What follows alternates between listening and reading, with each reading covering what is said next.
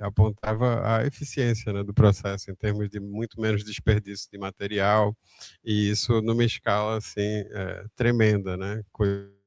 Na Holanda, na Suécia, na Alemanha, um negócio muito interessante. E evidentemente vocês têm várias áreas da engenharia em que o tema da sustentabilidade pode e deve ser abordado. Eu acho que é um tema que não dá para incontornável, não dá para desviar dessa realidade se a gente quer garantir o nosso presente, mas também o futuro, né? O presente das gerações futuras. Então, gostaria de destacar esse trabalho da professora Emília Rabbani, que é uma parceira gigante da extensão, incansável, trabalha pra caramba.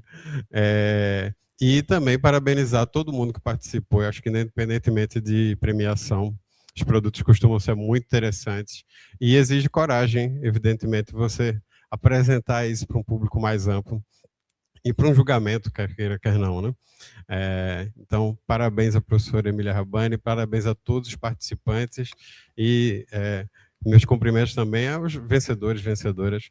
A gente vai descobrir aí quem são, tá bom? Muito obrigado. Ouviremos agora as saudações da professora Simone Rosa.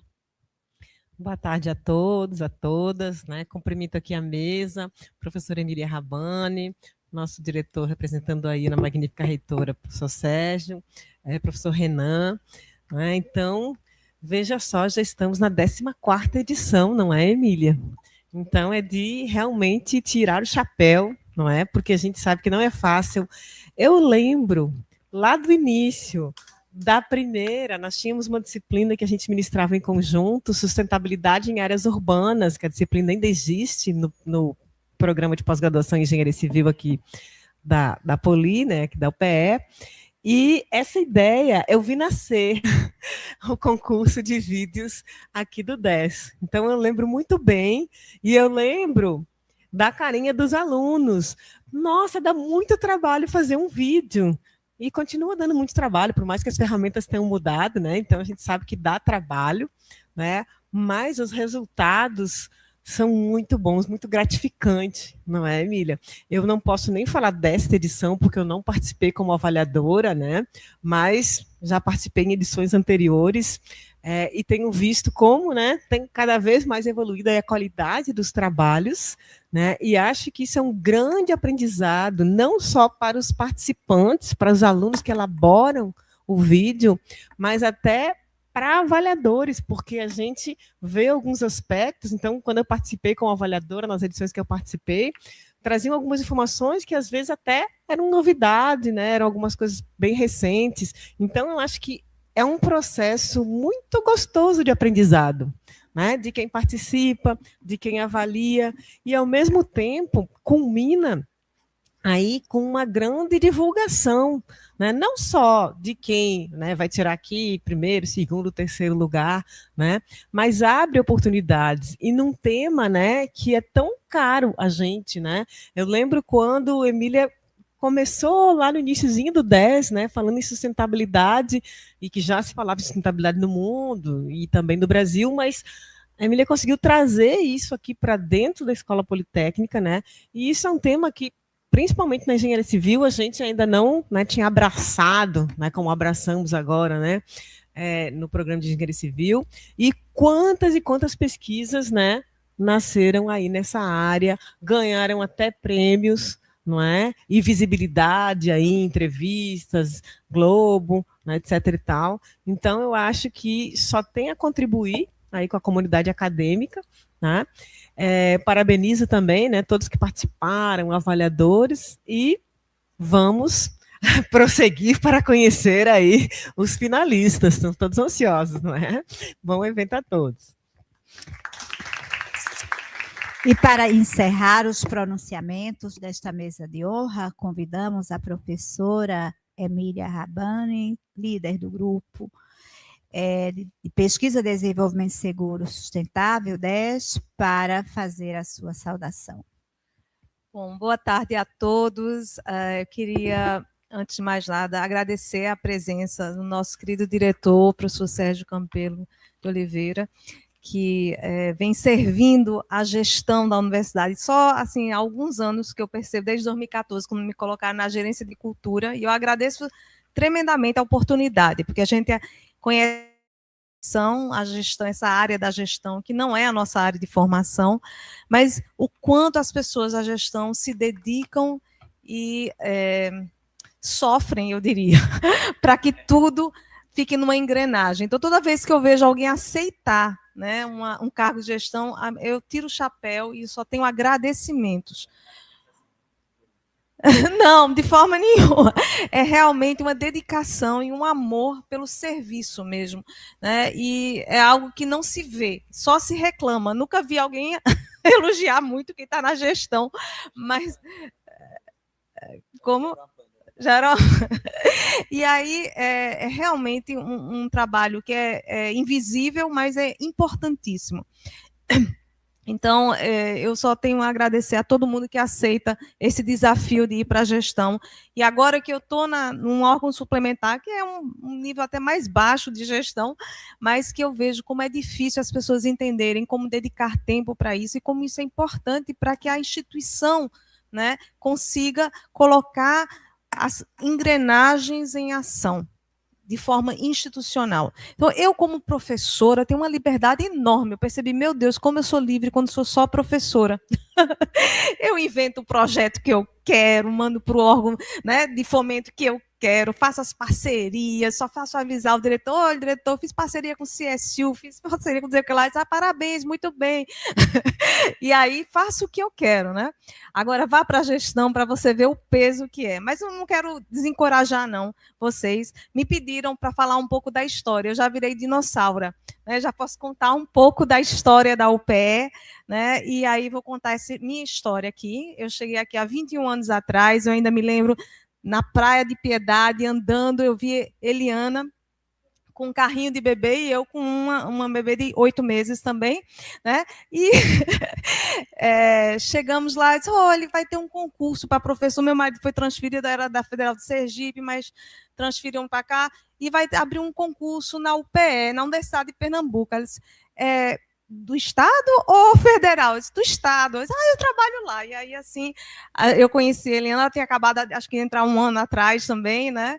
E então, participei, há 21 anos atrás, eu entrei aqui na UPE como professora e vi o crescimento da instituição e como ela se institucionalizou a sustentabilidade durante esses anos. Então, quando eu cheguei, vim com a responsabilidade de criar o programa de pós-graduação em Engenharia Civil, e a gente teve ele aprovado em 2006 ainda. O meu concurso foi em 2005. Em 2007, a gente teve a primeira turma, completamos hoje, esse ano, 20 anos de PEC, de Programa de Pós-Graduação em Engenharia Civil. Eu vi ele tirar 3, depois progredir para um 4, obter seu doutorado, com muito trabalho, sangue, suor e lágrimas, e chegamos ao nível de excelência com a última conceituação da CAPES de 5 para o nosso programa. Realmente, quando disseram que a gente tirou 5, para mim parecia ter ganhado o Nobel da Paz. É engraçado, porque depois de 20 anos de trabalho, né, para que isso acontecesse, foi muito, muito gratificante. E eu me lembro muito bem que, em 2011, eu tive que fazer um projeto para o meu pós-doutorado. Eu fiz para a CAPES e com bolsa da CAPES, e minha ideia era que segurança, saúde e trabalho era sustentabilidade. Eu e o professor Beda tivemos longas conversas e o professor não gostava dessa minha ideia, porque ele dizia, se você misturar com sustentabilidade, que era a ideia que o povo tinha, sustentabilidade para eles era só meio ambiente. E eu dizia, professor, sustentabilidade, na realidade, a decisão para ser sustentável, ele tem que atender às 3 dimensões, a social, a ambiental e a econômica. Sem a social, eu não consigo. Eu vou tomar decisões erradas, né? E aí eu dizia que segurança, saúde e trabalho era social. E eu me lembro, esse foi meu tema de pós-doutorado, saí para fazer, e aí foi a incepção do grupo de pesquisa que vocês conhecem hoje, que foi aprovado em 2013. Em 2013, a gente teve também aprovado pelo PEC a primeira disciplina com o nome sustentabilidade nele, que foi SAL, ainda me lembro. Qual é uma letra boa para botar? Era sustentabilidade em áreas urbanas. E aí eu aprendi no CSU, eu tive a oportunidade de atuar como professora visitante no Colorado State University, e lá o professor Rodolfo com o seu professor de doutorado, já faziam esse concurso de vídeos de 3 minutos. Foi lá que eu tive a ideia, professora. Aí eu disse, eu quero também. E aí a gente trouxe para cá e implantou na disciplina de SAL, mesmo antes do grupo ter sido aprovado pelo CNPq. Bom, então o concurso tem 14 anos, né, de execução, né, durante os anos, iniciou em SAL e agora é parte integrante de TAIS, que é agora um componente curricular de extensão. Tudo que vocês estão vendo aqui foi protagonizado pelos alunos. Eu queria aproveitar aqui e agradecer, né, cada um deles que trabalhou tanto para que isso acontecesse. Então, eu queria parabenizar a Adriana, Helena, Sabrina e Danilo, os nossos alunos de graduação da Poli.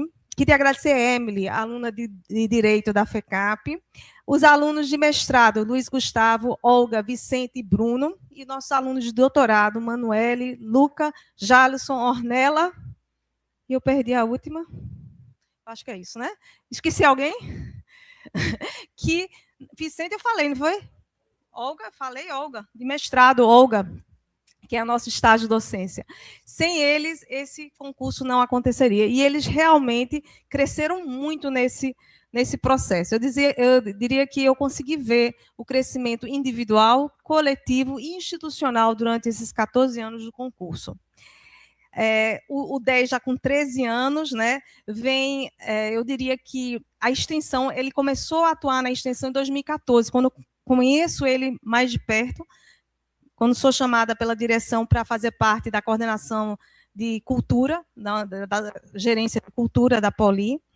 E eu queria dizer que a PROEC foi fundamental para eu entender melhor o que era extensão, fui aprendendo durante os anos, tenho uma admiração muito grande pela extensão, e foi lá que eu aprendi que educação pode entrar na prática, na resolução de problemas locais. Eu posso levar meu aluno lá para a comunidade, para ele resolver o problema, e que ele vai aprender muito mais quando ele conectar com a sociedade do que ficar aprendendo em laboratórios fechados, achando que tem toda a solução. E eu digo, olha, a solução não está com a gente, a solução está com a comunidade e com aquele que quer resolver o seu problema, né?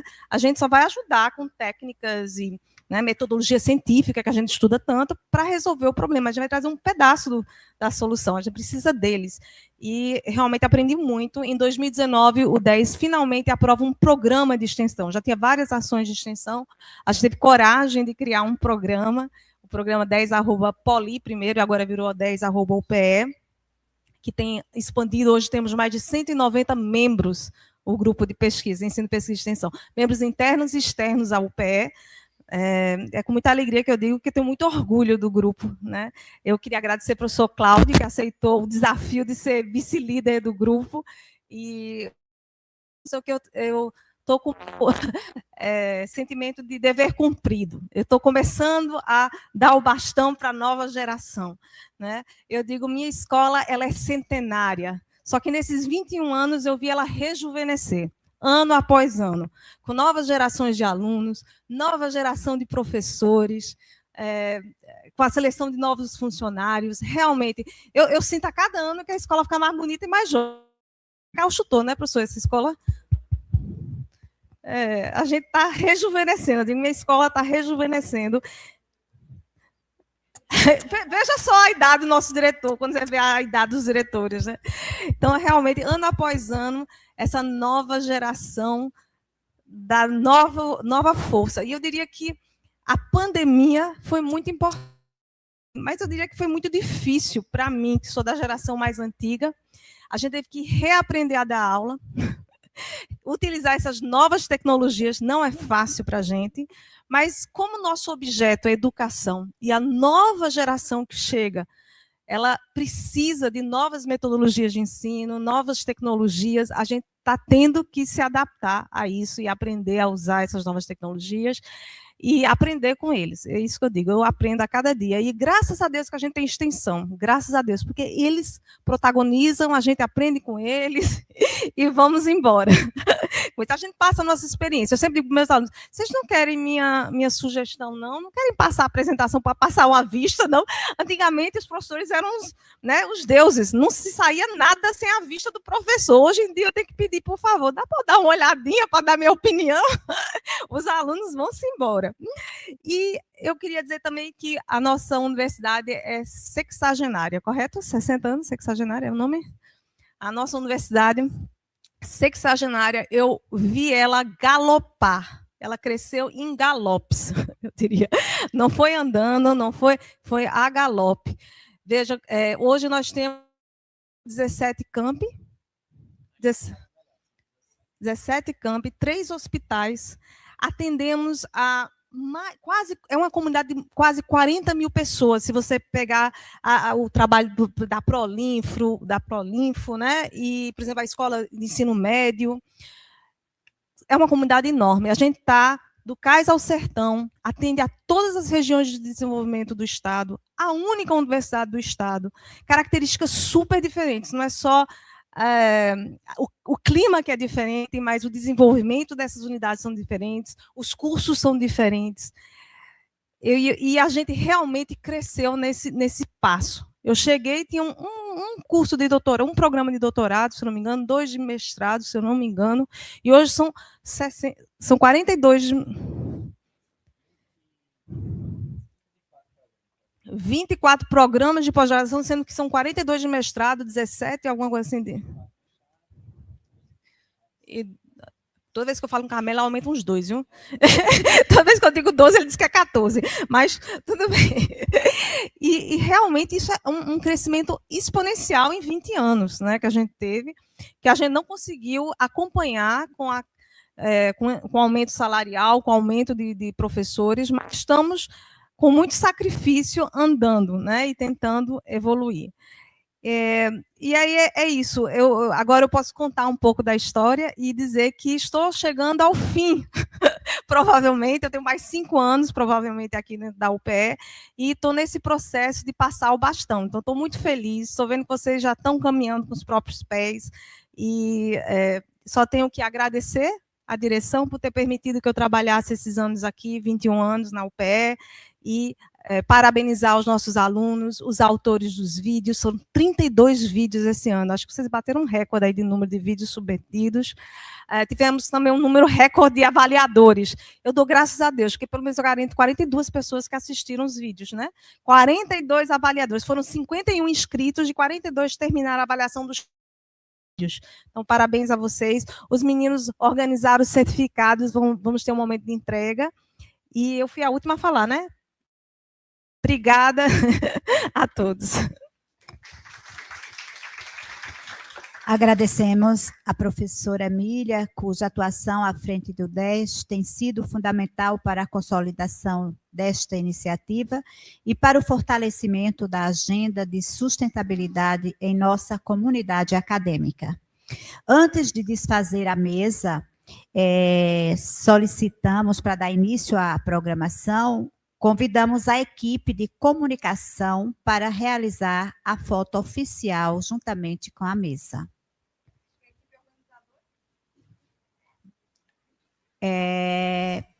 A foto oficial, convidamos a equipe de comunicação. Quem é?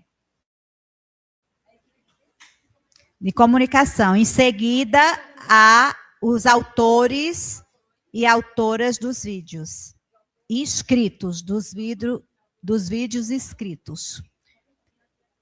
Eu pedi que viesse aqui à frente. Não me deram nomes, porque disseram que vocês sabem quem são. Gente, inscritos, não são os... Vamos tirar uma foto da mesa de abertura. É isso. Antes de desfazer a mesa, então, pediram para tirar essa foto.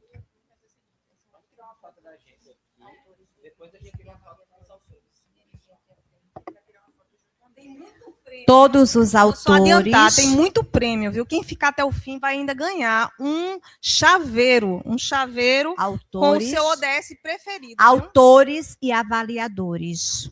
E venham aqui aqui para frente. Autores de vídeos e avaliadores, venham para frente para tirar, Para registrar. tirar foto, para registrar Emily é avaliadora, pode vir. Jalisson é avaliador, é? Venha. Cláudio não foi avaliador porque foi autor, mas venha como autor, não?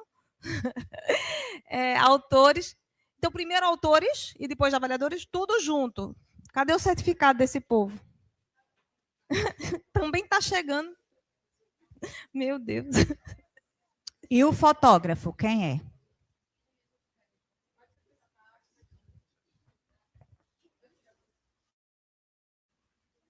Você não foi autora, Ornella? Você tem que entrar como autora, minha filha. Pede para alguém tirar.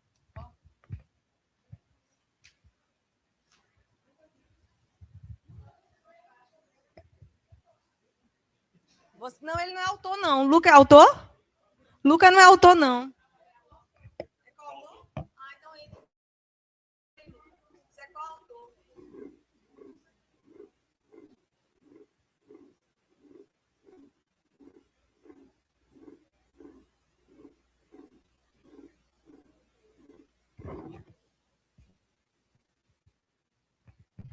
Vou aproveitar e dizer mais uma coisa que eu esqueci. A universidade evoluiu institucionalmente e hoje tem um plano de logística sustentável que permitiu que esse concurso recebesse o certificado nacional do selo ODS Educação. Então, esse concurso já estava o ano passado e vai submeter esse ano de novo para concorrer ao selo, tá? Então, a mesa está desfeita. Obrigada. Já tirar.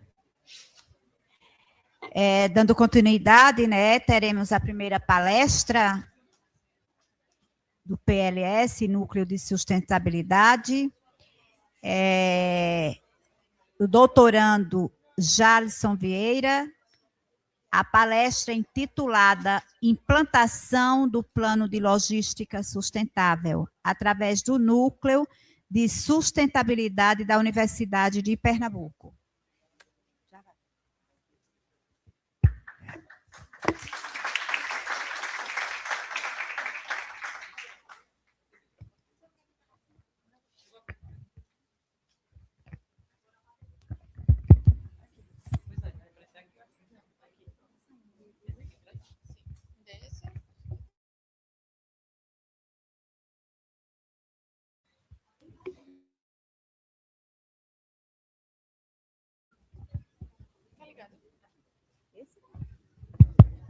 Alô? Agora sim, boa tarde a todos.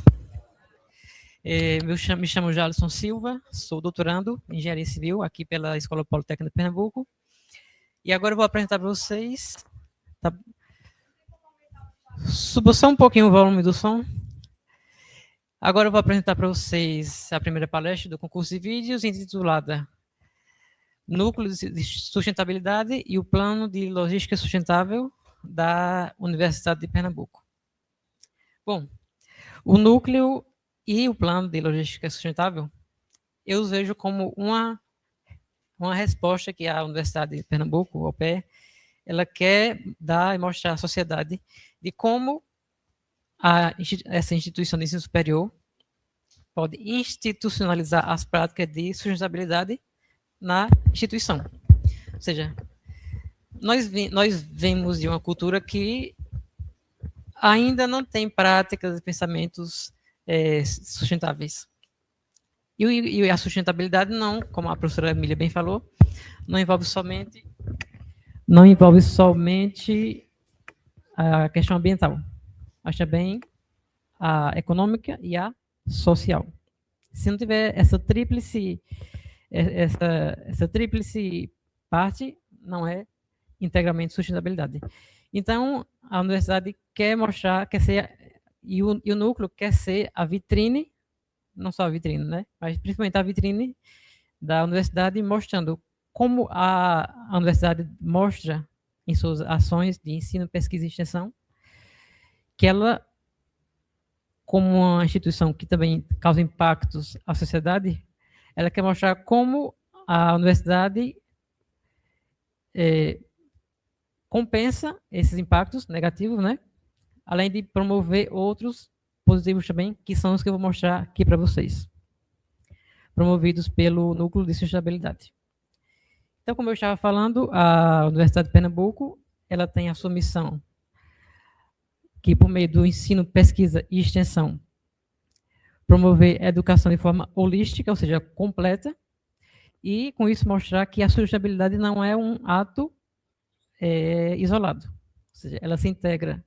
A universidade tem essa missão de se integrar à sociedade, de se mostrar útil à sociedade, por meio do ensino, que é o que nós fazemos aqui, né, com os alunos, da extensão, que é quando nós, alunos, professores, saímos das 4 paredes da sala de aula e vamos até vocês, até a sociedade, mostrar, por exemplo, projetos de inovação, e por meio de pesquisa, que é o modo de como o conhecimento se propaga e se atualiza continuamente.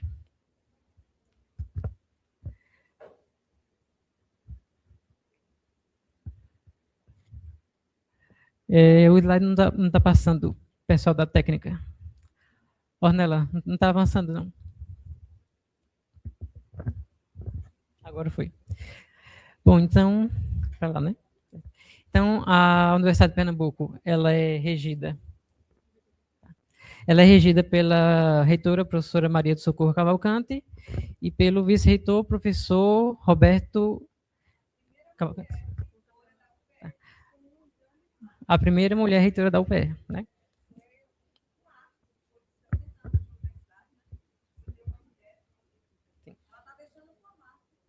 Isso aí. Se eu não me engano, esse é o último ano, né? Dela. Então, ela atua junto com o professor José Roberto, junto com os pró-reitores, né? Então, agora eu quero mostrar para vocês o histórico de sustentabilidade na UPE. O histórico ele começa lá no final da década de 80, com o curso de ISST aqui na Poli, e também na década de 90, com os cursos de gestão ambiental, tanto aqui na Poli como na FECAP. Mas eu queria mostrar hoje um recorte temporal, assim, mais próximo, que é a partir de 2023, que foi quando, por meio de uma portaria, foi criado a Comissão Técnica para a Elaboração do PLS, da UPE, o Plano de Logística Sustentável. Isso. 2 pessoas. O presidente era o professor Djalma Guimarães, professora Emília, vice-presidente, e o professor Renan, membro do grupo também, né?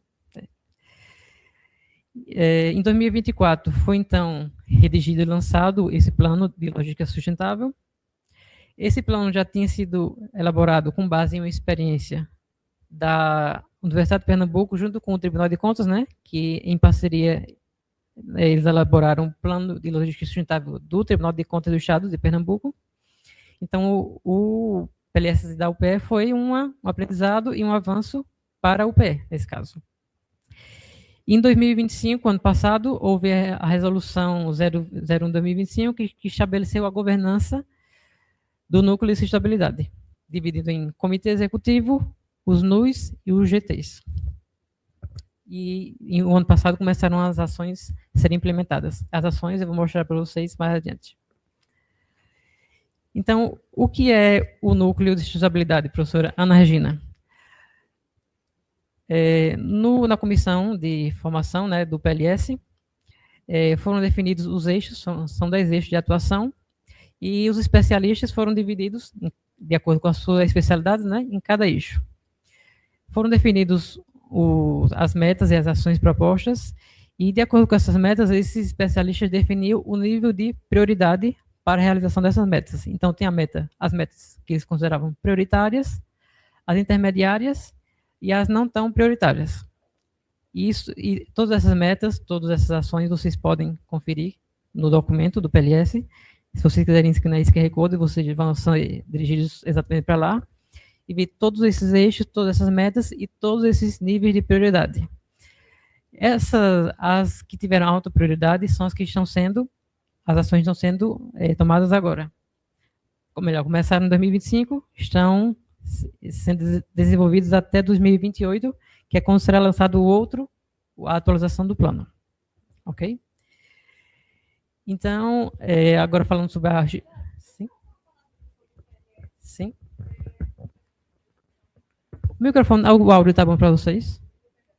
Está ruim, né? É isso mesmo.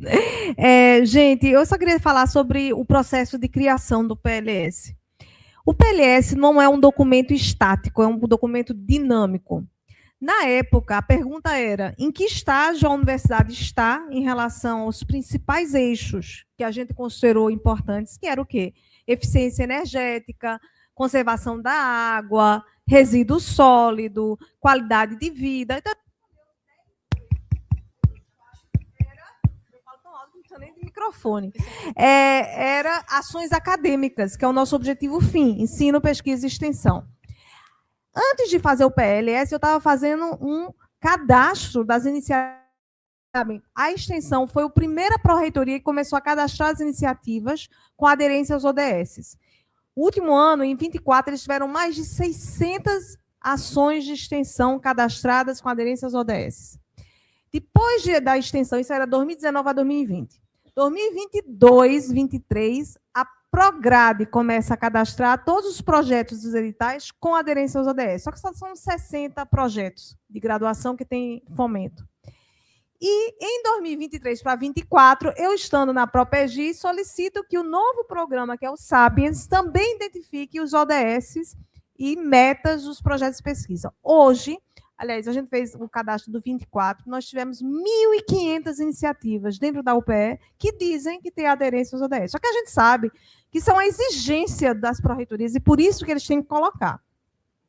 Quando a gente pergunta a eles quais são os grupos de pesquisa que têm aderência ao ODS, dos 217 cadastrados, só 45 se identificam com a aderência aos ODS. Eu vou só dizer para vocês, um dos objetivos do desenvolvimento sustentável é educação de qualidade.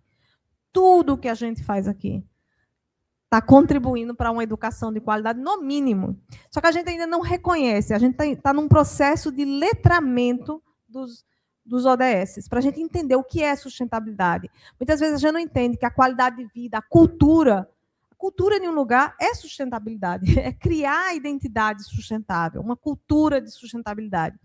E isso tem que se transformar em ação. Então, o PLS era isso, a gente perguntava: o que você acha que é importante fazer? E onde você está? O quanto você pode progredir em 4 anos? Aí a gente fica que na teoria é muito diferente da prática, né, professor Renan? Quando a gente foi para botar em prática, meninos, se a gente conseguir fazer uma ação das 55 que a gente prometeu, a gente tem que dar graças a Deus. Mas, é isso que eu quero dizer, esse PLS não é estático. Amanhã, se eu perguntar, você pode dizer não. A gente só vai ter 2 eixos que a gente não consegue, não tem pessoal, não tem orçamento, não tem lugar, não tem computador, então vai fazer só 1 ou 2 coisas, não importa o que é. Mas a instituição disse, é importante, e eu quero registrar isso institucionalmente. Então, todas aquelas ações pontuais morreram na história. Se enquanto eu estou viva, eu posso contar. Amanhã que eu sair, ninguém mais vai saber. Então, o que a gente queria era transformar em algo institucional.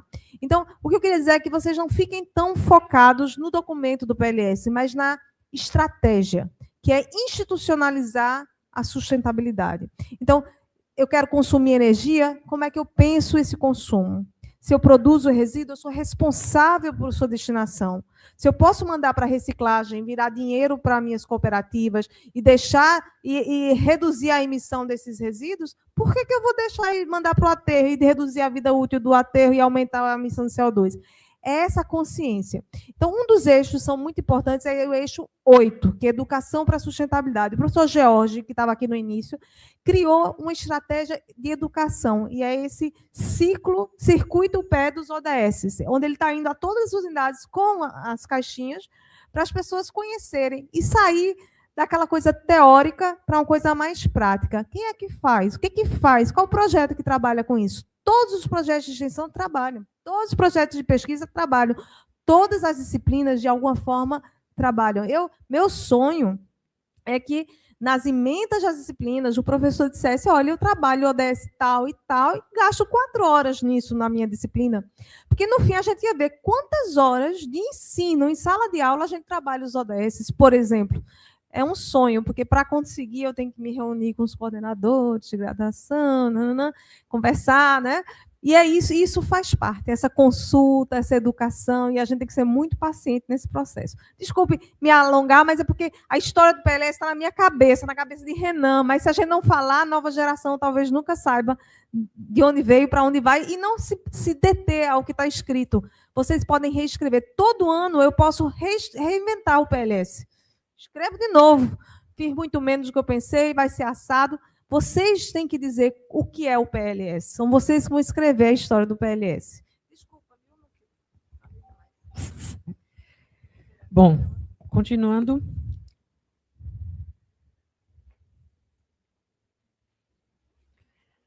Eu estou apontando para ela, não está indo. Vai para tela. Agora foi. Voltando agora a falar sobre a forma de organização, de governança do núcleo de sustentabilidade.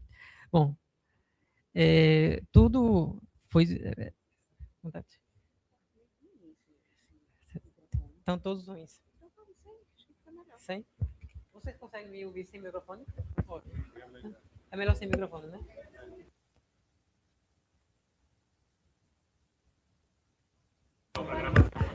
Eu tenho que falar com o microfone porque é da gravação, é verdade.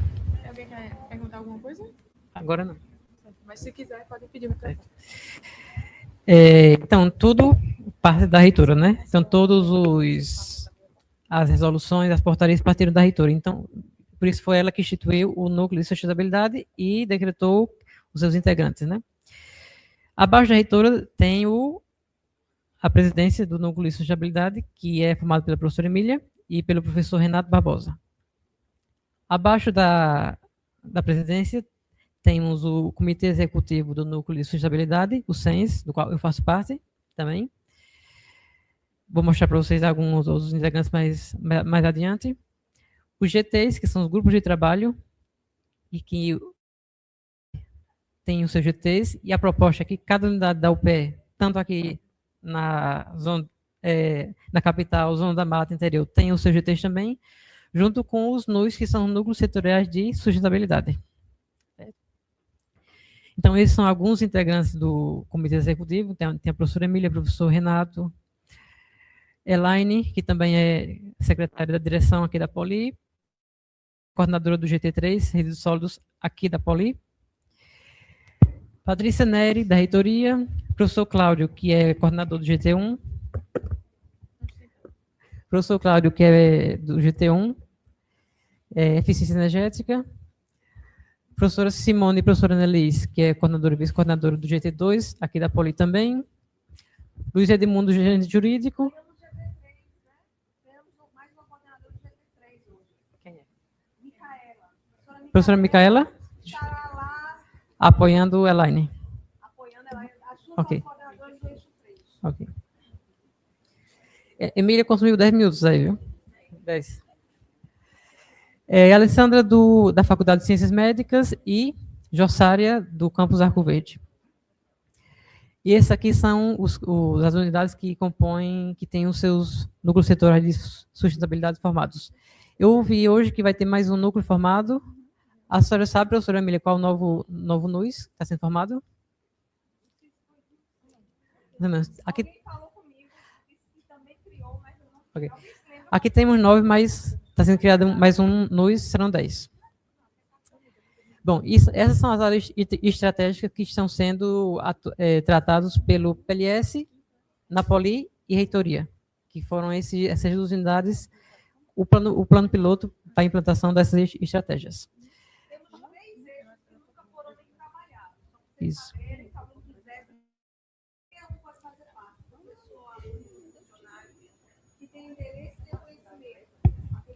Aqueles 3 em cinza, que ela está falando.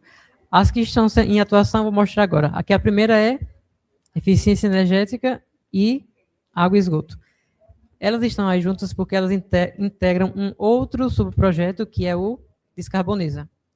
Então, nós estamos coletando informações de consumo de água, consumo de energia elétrica, resíduos sólidos através de gravimetria, para saber quanto, nesse caso do Descarboniza, quanto de emissões de gases de efeito estufa estão sendo gerados pela produção de água tratada, ou, no caso aqui da Poli, de poço, quantas emissões, professora Micaela, de águas residuais, ou seja, de esgoto, estão sendo gerados aqui na Poli, na reitoria também, quanto de emissões estão sendo produzidas pela produção, no caso aqui, do consumo de energia elétrica e produção de resíduos sólidos também.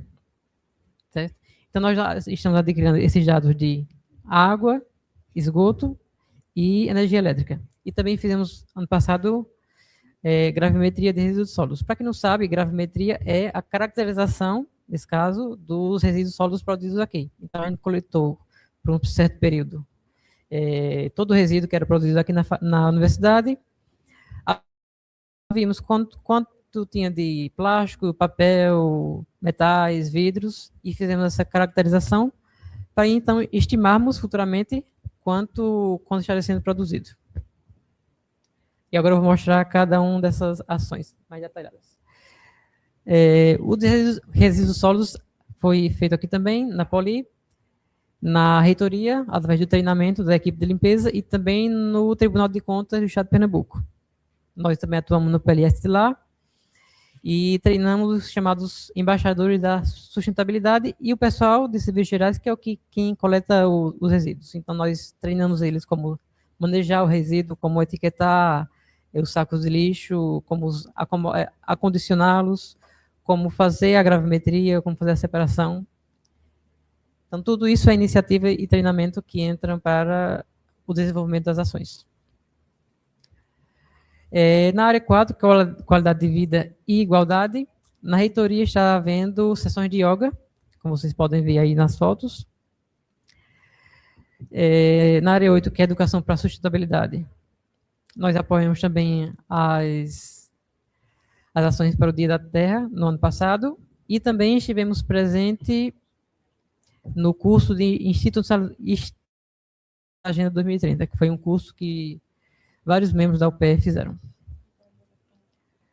Como comunicação para a sustentabilidade, nós criamos o Polo Sustentável, que é o podcast de sustentabilidade da UPE. Também criamos o site institucional. Então, se vocês acessarem o site upe.com.br, vocês vão ter lá a aba sustentabilidade, vão ter acesso a todos os documentos do núcleo. E estivemos presentes também na Semana Universitária aqui da Poli, tanto 2024 como 2025, com o nosso stand de sustentabilidade do núcleo. Como ações acadêmicas para sustentabilidade, alguns membros, como a professora Emília, fizeram visitas ao Centro Acadêmico de Lisboa. A gente também produziu um artigo de livro para o Simpósio de Desenvolvimento Sustentável de Países de Língua Portuguesa. Agora está sendo publicado esse artigo de livro. E também a professora Emília fez uma visita ao Colorado State University, onde ela foi professora visitante, e houve essa troca de experiências também. Troca também de orientações. A gente conseguiu algumas orientações de alunos aqui da UPE, lá na CSU também.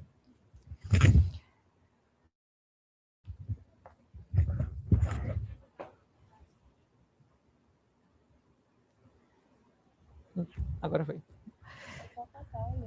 Tá.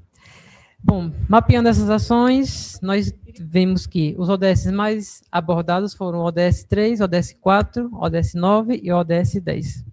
E os menos abordados foram o 1 e o 4. A Poli, aqui a Escola Politécnica, teve o maior número de ações, seguido pela ESEF e o hospital, o complexo de hospital do Oswaldo Cruz, seguido por Garanhuns e a FENSC.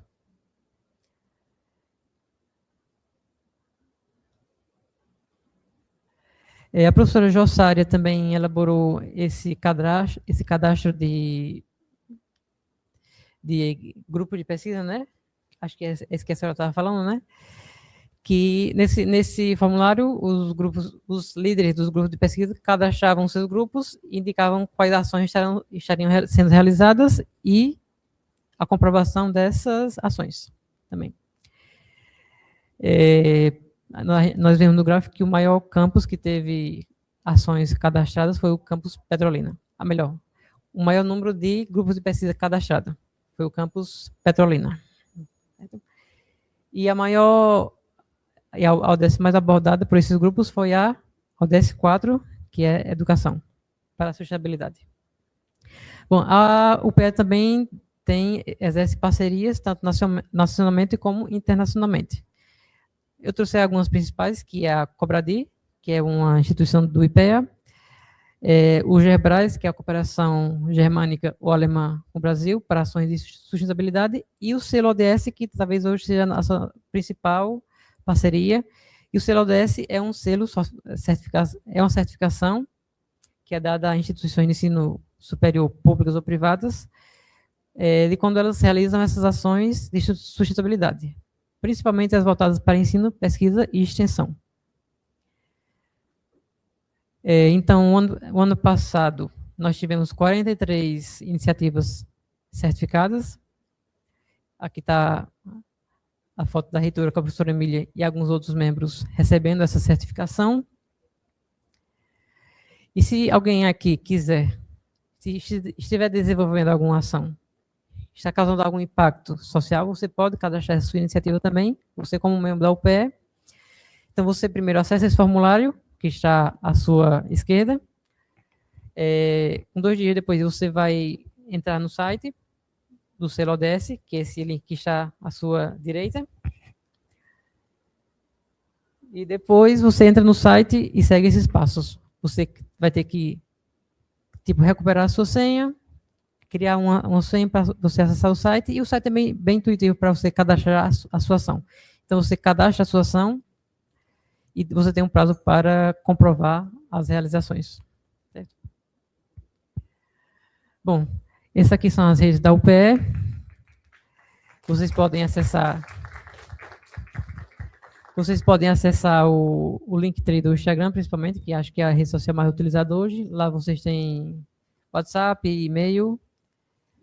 E eu estendo o convite da professora Emília que vocês façam parte de algum NUS, algum GT, porque eu acho que o que nós mais estamos precisando hoje, além de recursos financeiros, são recursos humanos também, ou seja, são pessoas para trabalhar em prol da sustentabilidade e que causem impacto, por meio da extensão, da pesquisa.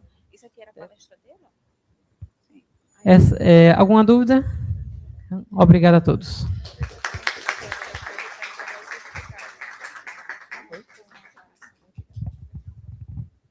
A professora Emília vai querer falar mais alguma coisa? A foto agora? Para a foto e a entrega do certificado dele.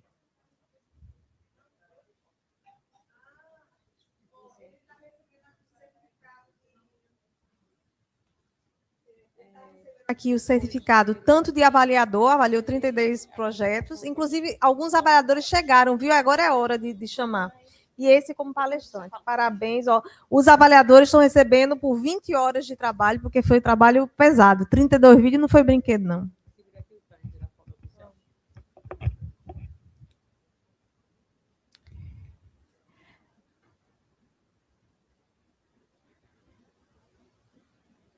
Dando sequência, iniciaremos agora a apresentação dos vídeos classificados do 10º ao 6º lugar, com a entrega de certificados aos seus autores e autoras.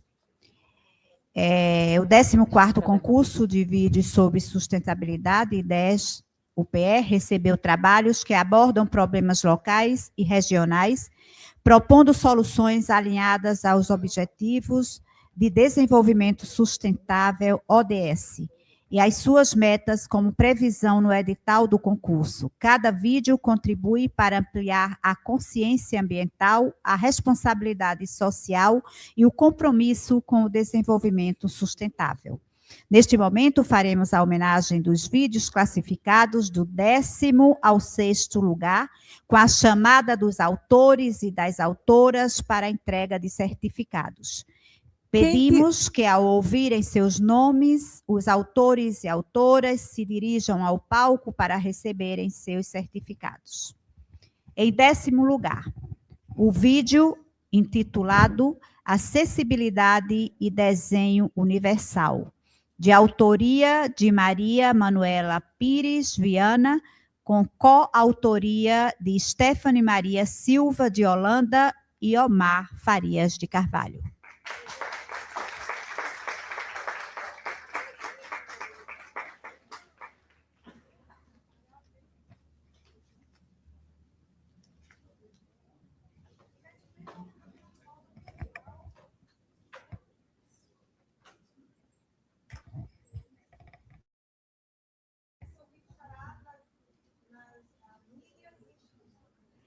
Em nono lugar, o vídeo é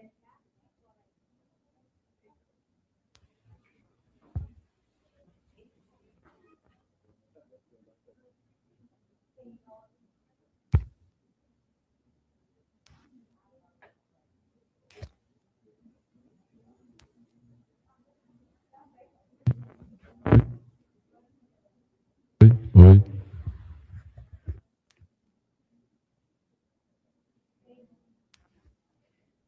Som. Oi. Tá falha.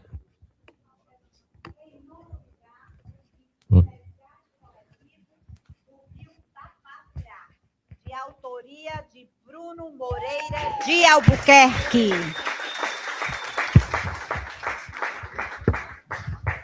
Alô.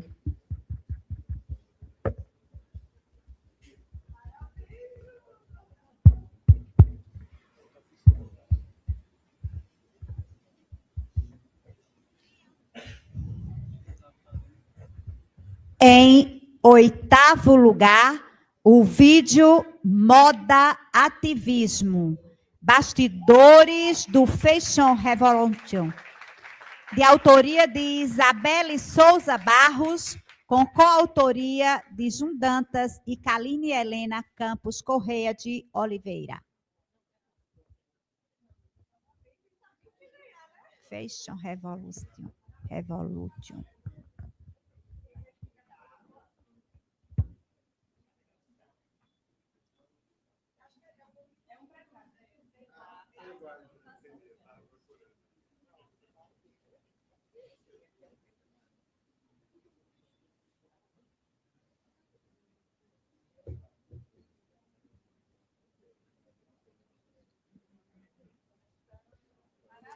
Em sétimo lugar, o vídeo Sustentabilidade, o futuro não recicla erros, de autoria de Luiz Fernandes Carvalho da Silva.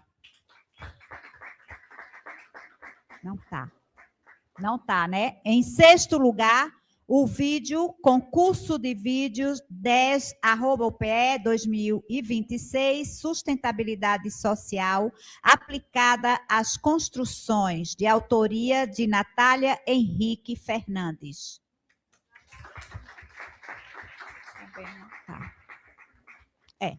De décimo ao sexto, né? Parabenizamos todos os autores e autoras do 10º ao 6º lugar pela dedicação, criatividade, pelo compromisso com a sustentabilidade e os objetivos de desenvolvimento sustentável. Solicitamos que permaneçam por alguns instantes à frente do palco, conjunto com a autoridade, para tirar. Parabenizamos. Agora, o nosso segundo palestrante é sobre o tema Descarboniza UPE, resultados da etapa Poli e diretrizes para o futuro. Professor Dr. Cláudio Costa.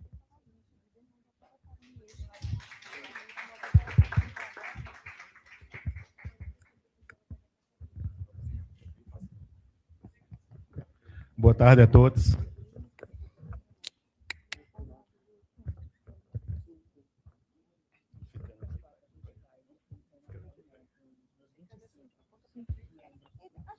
Todo mundo junto com eles, não? Todo mundo quer dizer, vamos tirar uma logo com todo mundo? É, porque não tem nenhum, com todo mundo eles vão embora. A foto oficial aos que foram classificados de 10º a 6º lugar. Por favor, aqui na frente. Para a foto oficial. Todos. os certificados.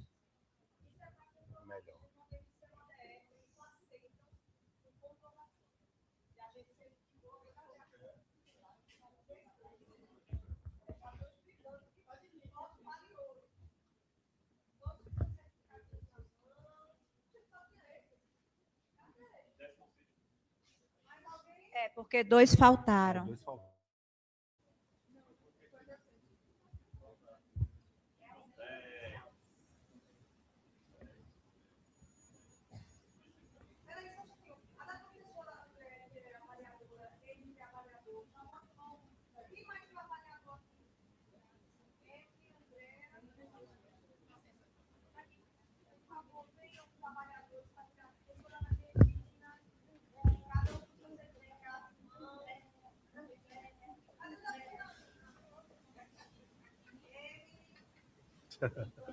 E aí, André?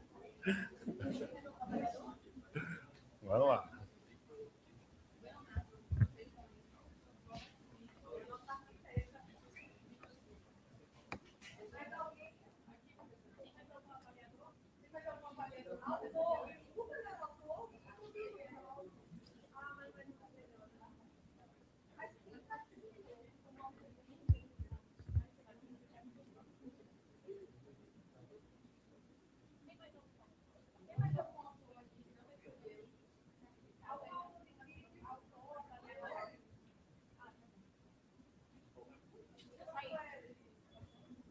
Deixa eu me afastar um pouco também.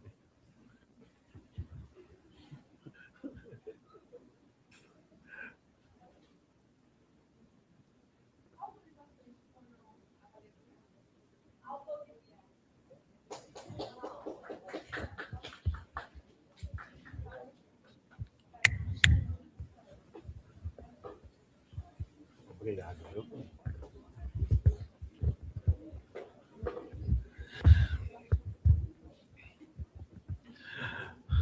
Boa tarde, pessoal, mais uma vez. Meu nome é Cláudio Pereira da Costa, sou professor aqui da Escola Politécnica, também sou vice-líder do 10, e acredito que seja o 3º ano que eu estou participando do Fórum 10, tá bom? Fui convidado pela professora Emília para falar um pouquinho sobre os resultados que a gente alcançou durante o desenvolvimento de um trabalho de inovação que a gente intitulou de Descarboniza o PE, e como a gente realizou aqui na Escola Politécnica, a gente denominou Descarboniza o PE Etapa Poli. Tá?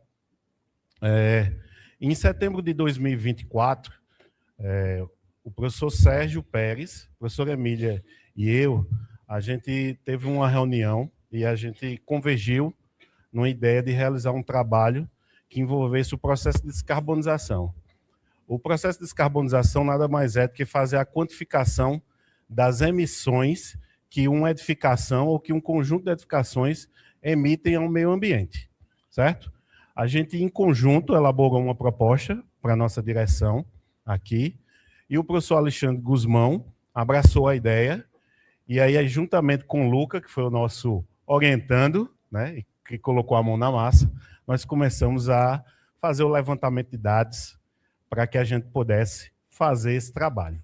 Esse trabalho tem um foco, certo, como uma das ações do PLS, que foi o documento que Jalisson citou aqui anteriormente. Para que a gente pudesse fazer esse trabalho, a gente teve que fazer um diagnóstico de todas as edificações que existem aqui na pessoas que trafegam aqui diariamente, qual é a área de todos os prédios que a gente tem aqui, qual é o consumo de energia, qual o consumo de água. Todos esses parâmetros foram levantados, porque, segundo o protocolo que a gente utilizou, que é o protocolo GHG, são esses os itens necessários para que a gente pudesse fazer essa quantificação, tá certo? E uma vez que a gente começou em 2024, a gente fez o levantamento desde os anos de 2022 e 2023, e a gente gerou um relatório, ou um inventário desses resultados, e no final de 2025, a gente gerou outro relatório, com os dados de 2024 e 2025. E aqui eu vou apresentar para vocês, de forma sintetizada, todos esses resultados desses 4 anos, tá? Só para vocês terem uma ideia. Durante os anos de 2022 e 2023, a Escola Politécnica conseguiu emitir, certo? Por volta de 39 a 38 toneladas de CO2 equivalente no meio ambiente.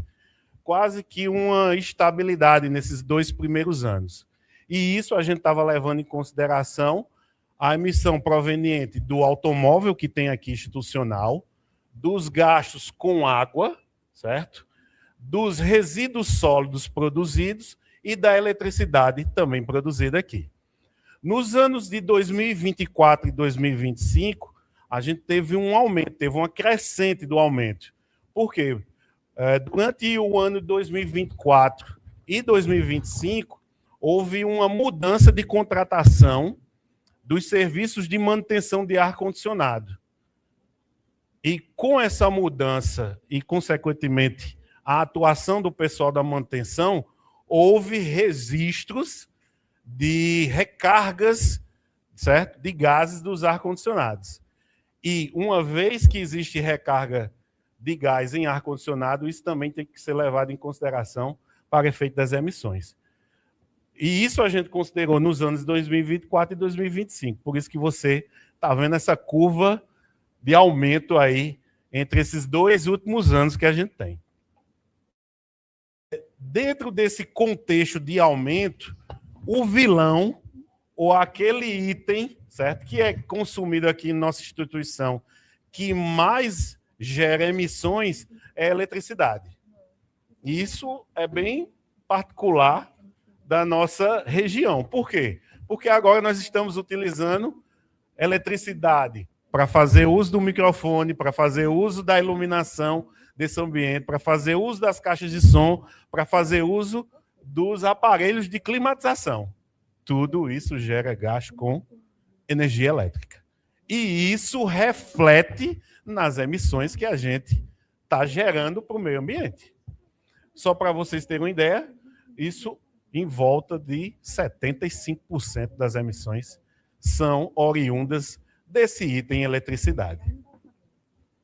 O grande vilão, certo? Dentro de todos os equipamentos que o grande vilão, aquele que corresponde o maior vilão das emissões, é o ar-condicionado. Só para você ter uma ideia, na Poli, em todos os prédios, tem aproximadamente 230 ar-condicionados. É muito ar-condicionado. De várias marcas, vários tamanhos, várias especificações, de várias idades também, isso também influencia no resultado, para que a gente tenha uma grande necessidade de climatizar ambientes para fazer as atividades como essa que a gente está fazendo aqui. E isso reflete e impacta muito no que a Poli tem gerado de emissões para o meio ambiente. Por que isso é importante? Só para a gente fazer um paradoxo entre instituições semelhantes à nossa, educacionais, com instituições que existem no hemisfério norte, com o mesmo fim.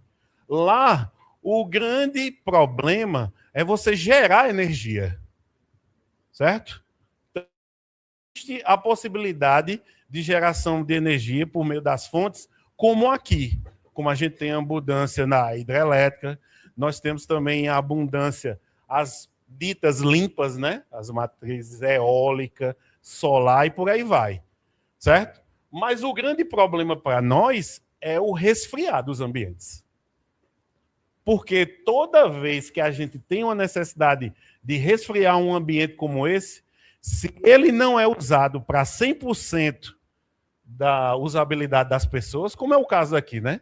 Nós temos uma capacidade nesse auditório aproximadamente para 150, 200 pessoas.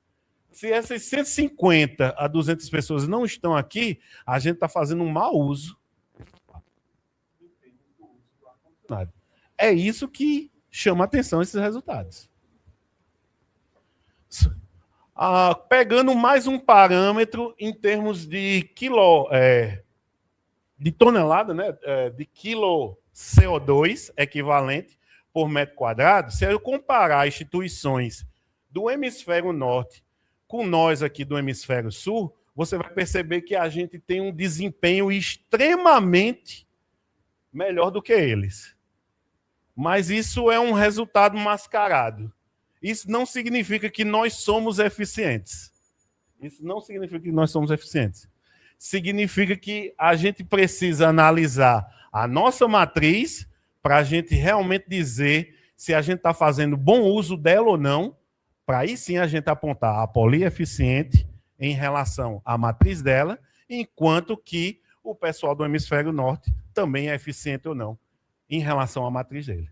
No caso da gente, se a nossa matriz energética, que é a energia vindo das hidrelétricas ou dessas matrizes limpas, tiver algum problema de escassez, a Poli é diretamente afetada. Porque uma vez que tem estiagem na região Nordeste, ou no Brasil como um todo, automaticamente o Sistema Nacional de Energia ele faz uso das termoelétricas para gerar energia e compensar aquilo que é necessário. Uma vez que é gerado, que é ligado às termoelétricas, nós estamos consumindo uma energia poluente. Então, nós estamos contribuindo de duas formas negativamente. Uma, porque a gente gasta mal energia. E segundo, que a gente está comprando uma energia que na fonte já polui. Então, o que é que a gente precisa fazer? O que é que a gente constatou, certo? Que a Poli precisa fazer para ela ser mais eficiente, para que ela possa desempenhar um papel melhor para o futuro, em termos de energia. Primeira coisa é fazer um monitoramento e um uso de tecnologias habilitadoras, internet das coisas, fazer uma melhor gestão da energia, fazer um melhor uso da gestão dos equipamentos que nós temos. Por exemplo, se aqui a gente não precisa dos 4 ar-condicionados ligados, bastaria ter um sistema de monitoramento que ele facilmente conseguiria desligar automaticamente em 1 ou 2 e a gente só estaria usando 50% dos equipamentos. E mesmo assim, estaria um ambiente climatizado. Temos isso. Mas é necessário fazer. Porque se a gente quer pensar no meio ambiente, a gente tem que começar a pensar em soluções como essa. Segunda coisa que a Poli, a gente identificou que precisa fazer um melhor uso, certo, de gases nas suas unidades condensadoras. O gás que é utilizado na Poli é um gás muito poluente. Então, a gente precisa, desde a compra, preste atenção, é desde a compra, não é desde que eu tenho o equipamento. Desde a compra, eu tenho que prever um equipamento que seja energeticamente sustentável. Não é só ele ter o selo Procel A. É o selo Procel A e que o gás que seja ali instalado ou reinstalado posteriormente, ele gere o menor dano ao meio ambiente. Isso tem que ser observado. E é observado aonde? Na compra. Não é quando o equipamento já está aqui. E terceiro, aí sim é uma diretriz mais estrutural. Quando possível, seria interessante para os nossos prédios, já que a gente está falando aqui da nossa escola, seria interessante os prédios fazerem, sempre que possível, o pessoal da arquitetura gosta disso, né? Da iluminação natural, né? E da ventilação natural. Isso ajuda e muito o uso das edificações quanto ao gasto energético. Só que isso nem sempre é realidade nas nossas edificações. Isso não é característica só da Poli. Aqui foi identificado na Poli, mas é algo cotidiano em muitas edificações. Sejam elas novas, que a gente ainda está pensando em construir, sejam elas antigas como essa que aqui a gente está. Então, isso tem que ser refletido desde a concepção do projeto, para que a gente possa fazer bom uso dessas edificações. Então, essas informações serviram de quê? Serviram de base, de pontapé. É o início. Agora cabe a nós, como aqueles que foram os pesquisadores, e aqueles que são gestores, nossa direção de centro, nossos pró-reitores, até nossa reitoria, tomar ações eficazes para que a gente possa instituir isso não de forma pontual, mas como política, para que a gente possa mitigar e tentar reduzir essas emissões de uma maneira sistemática, não apenas aqui na Poli, mas em todos os campos da nossa instituição. Atualmente, esse trabalho, essa pesquisa, ela produziu frutos. Ela gerou novas pesquisas. Nós atualmente temos 2 programas de extensão, um orientado pela professora Emília e outro por mim, que vem trabalhando diretamente com ações que envolvam isso, certo? Trabalha com a parte de sensibilização, educação para uma melhor gestão de energia. Nós também temos 3 trabalhos ou 3 projetos aprovados de PDTE que envolvem também essa parte da sensibilização, da educação, para que os alunos possam aprender e disseminar para outros que isso é importante ser feito de uma maneira plena, não apenas pontual. E nós também temos um orientando de mestrado que também está atuando num ponto que foi identificado como crítico nesse inventário que a gente fez de 2022 a 2025, que a gente considerou o automóvel da instituição, a gente considerou o gasto de água, de energia da instituição e identificou essa parte dos gases do ar-condicionado.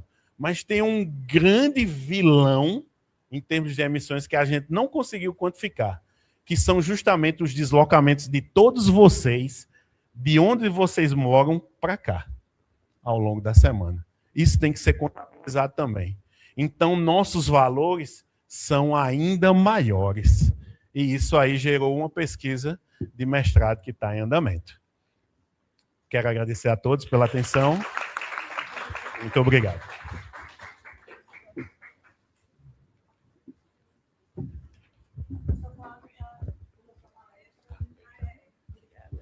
Amém.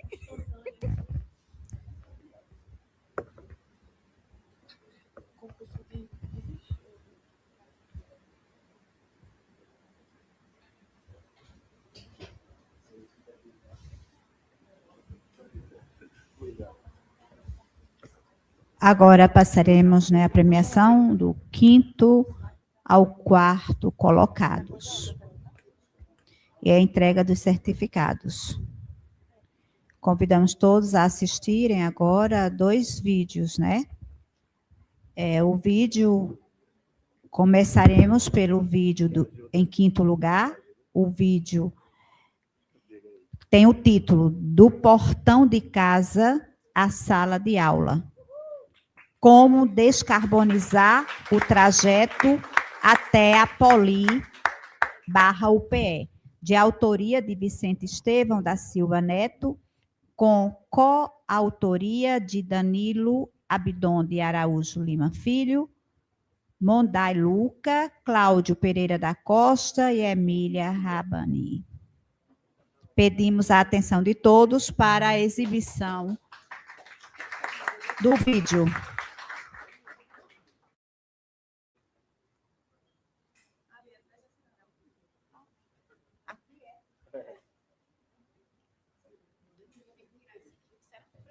Precisa tirar? Não, tá bom. Tá sem som. O som. Que bom, né? Vou desligar. Aqui.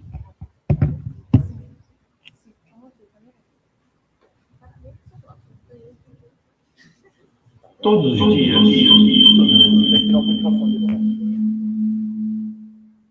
Técnicos diferentes que percorrem diversos caminhos até a Universidade Politécnica de Pernambuco.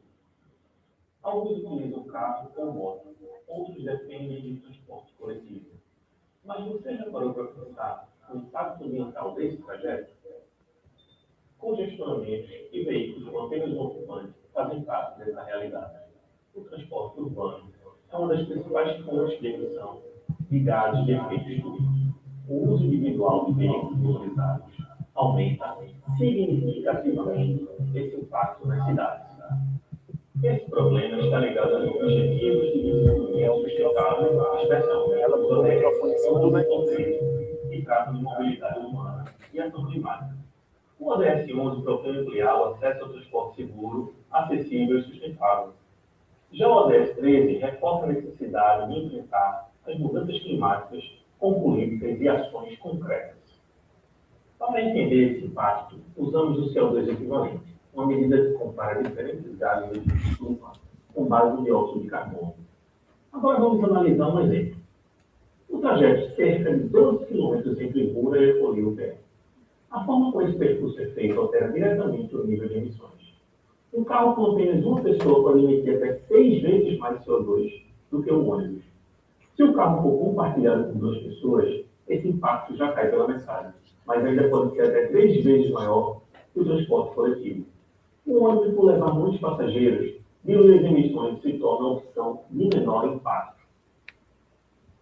Alternativas como transporte público, carona compartilhada e mobilidade ativa reduzem de forma significativa as emissões. Se parte dos estudantes mudar os seus hábitos, a redução diária já pode ser muito relevante. Por fim, o trajeto que vocês dias não impacta apenas o seu tempo, ele também influencia o futuro da cidade e do clima. Pequenas decisões, quando somadas, geram grandes mudanças. E a transformação começa no caminho que você decide fazer. E escolhas conscientes fazem diferença, inclusive no caminho até a universidade.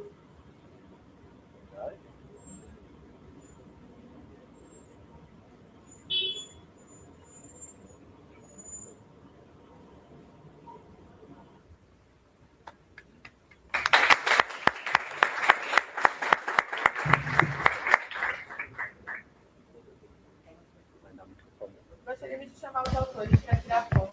Convidamos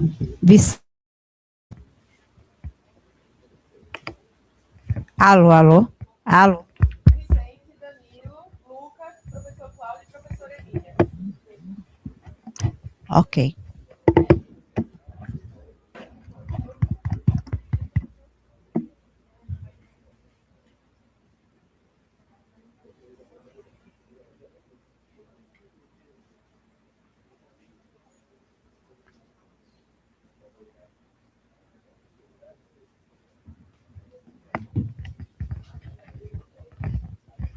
Alô.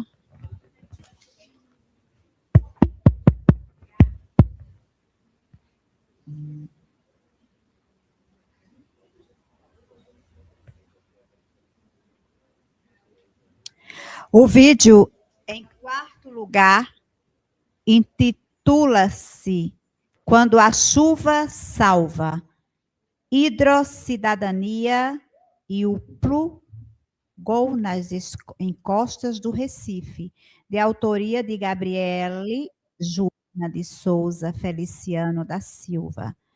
Vamos assistir o vídeo. A chuva não é sozinha. Na verdade é isso. Risco de deslizamento, riscos de alagamento, falta de água, 3 problemas com uma mesma origem. Há algo que não tem para onde ir. Se a mesma chuva que ameaça pudesse salvar, o que poderia ser feito? Sabe-se que na região metropolitana do Recife, mais de 400 mil famílias moram em áreas de encostas. São comunidades com índice alto de vulnerabilidade e onde a chuva forte traz consigo o risco de deslizamento. E junto com esse risco vem outro problema silencioso, que é a falta de água. Para entender o que é o deslizamento, eles acontecem, precisamos entender o que acontece com o solo durante uma chuva intensa. O solo funciona como uma esponja. Ele absorve a água da chuva até um certo limite. Depois que esse limite é passado, o solo satura, ou seja, ele para de absorver a água e a água começa a escorrer pela superfície. Isso acontece com o solo. Nesse caso, entrando no solo, é mesmo crítico. É aí que entra o PLUGO, o projeto desenvolvido pela startup Clube Ambiental, juntamente com o Aqualico Brasil, o estado de Pernambuco, propõe uma solução imposta. O PLUGO é um reservatório elevado que capta a água da chuva diretamente pelo telhado das casas. Ele capta, trata e armazena até 1.000 litros de água. Mas o PLUGO, ele faz mais do que garantir água.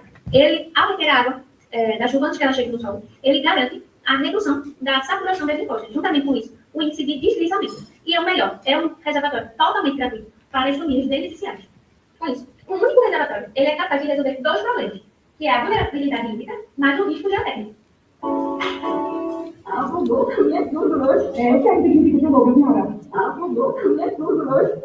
Foi falado que fiquei feliz de chegar em minha casa, né? Ah, uma coisa gostosa, muito bom. Contribuindo com 8 objetivos do desenvolvimento sustentável, contribuindo com a ODS 1, 3, 4, 6, 11, 12, 13 e 17, especialmente a ODS 6, que Vamos ter um pequeno... nós quais critérios para poder receber o socorro. O morador ele tem que morar em área de encontro, a casa ela não pode estar identificada pela defesa civil. O morador, aquela de casa que sofre de problemas de abastecimento de água, e tem que ser residente, ou seja, ela não pode ter ser comercial. E aí que entra o projeto Hidro Cidadania, coordenado pela professora Micaela Moura, da Universidade de Pernambuco, cujo objetivo do projeto é desenvolver e validar um protocolo socioambiental, que tem como objetivo garantir que os recursos cheguem a quem mais precisa, com transparência e equidade. O projeto Hidro Cidadania também abre caminho para a pesquisa científica, no programa de pós-graduação de engenharia civil na Universidade de Pernambuco, como assim os sistemas de universidade conectados a esse projeto, no qual pode incluir a avaliação de sistemas de captação de água de chuva em encostas urbanas na região metropolitana do Recife, protocolos de seleção socioambiental em um projeto de infraestrutura limpa, e também como outra possibilidade seria a modelagem de vulnerabilidades hídricas em comunidades periurbanas de... Encerrando assim com o seguinte questionamento. A água que cai no Recife, ela pode afundar ou pode se sentar. Vai depender de como a cidade pode recebê-la. Eu escolho hidrocidadania, porque água limpa não é privilégio, é direito.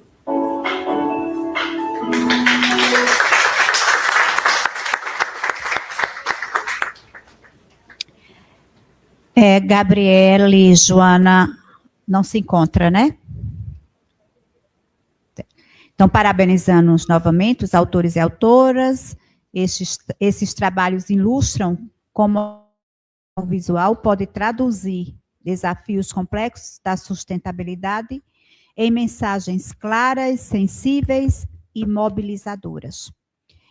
Teremos agora, vamos ouvir uma fala sobre a retrospectiva dos 14 anos do concurso de vídeos, por Ornella Zier.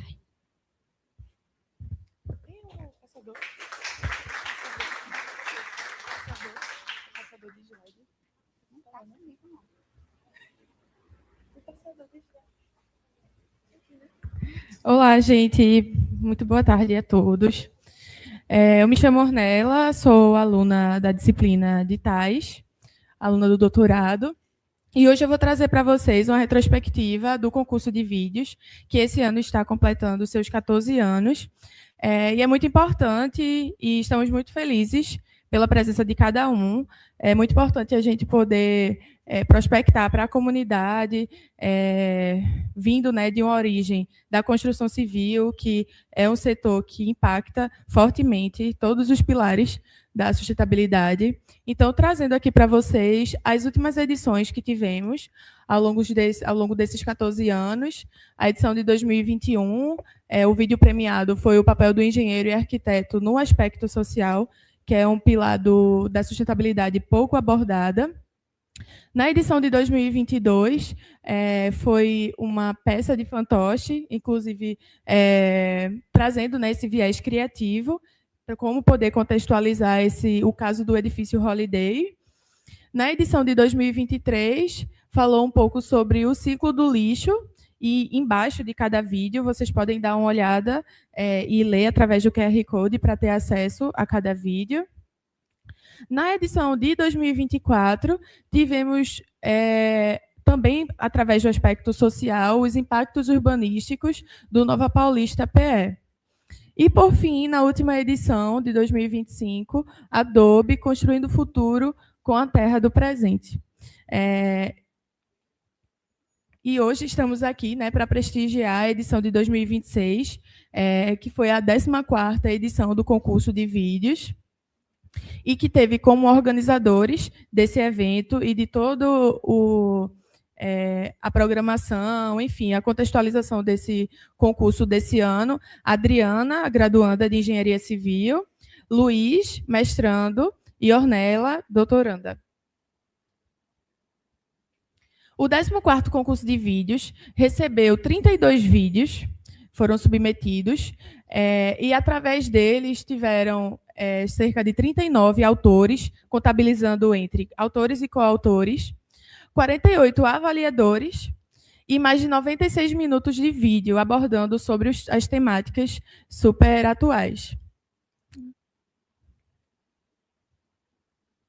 Aqui a gente tem a lista, né, dos autores dos vídeos, inclusive mencionando vocês, os participantes. Então, gostaria de pedir uma salva de palmas, porque trouxe temas super relevantes. Parabéns de verdade, todos trouxeram temas super relevantes, de competência técnica e atual para a sociedade. Dentro dos autores, tivemos um público aí bem empatado entre feminino e masculino, mas o feminino aí liderando. Dentre os aspectos de formação e instituição, tivemos a maior parte dos autores da Poli sendo distribuídos entre alunos de doutorado, graduação e mestrado. E um ponto super relevante e curioso, tivemos um participante que ele ainda está cursando o ensino médio. Então, veja que aspecto tão interessante, né? Tão relevante para a gente e para ele já engajado nessa atualidade. E a formação, a maioria dos participantes foram engenheiros civis. Os principais ODS abordados foram o ODS 11, o ODS 12 e o 6, falando sobre cidades e comunidades sustentáveis, energia limpa e acessível e, por fim, água potável e saneamento. Ainda falando um pouco sobre a comissão de avaliadores, tivemos cerca de 48 avaliadores listados aqui, inclusive alguns estavam presentes conosco. E dessa comissão de avaliadores, tivemos cerca de 56% do público feminino, entre eles, e 43% masculino. E, dentre todos, tivemos docentes, discentes, servidores técnico e administrativo e outros, distribuídos em diversas instituições, seja em Santa Catarina, aqui em Pernambuco, em João Pessoa. Então, tivemos diversas instituições distribuídas ao longo do país. E aqui eu gostaria de chamar toda a equipe organizadora para a gente tirar uma foto, a professora Emília Rabani, a Adriana, o professor Cláudio, Helena, Luiz Gustavo, Manuele, Olga, Ornella, Sabrina e Vicente, que foram responsáveis por organizar o Fórum do 10 e o concurso de vídeo, para promovermos esse evento tão importante e interessante para todos.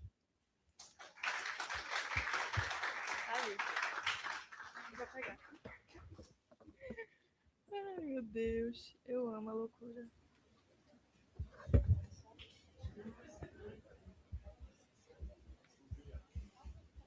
Aqui, Manuele.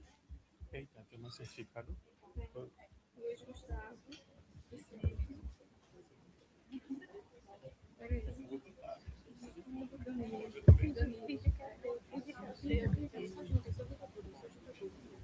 Não precisa juntar, não, só um, tá? Não vou cantar, não? Pode chamar meninas. Sim, Manuele. Sabrina? São os mais estranhos.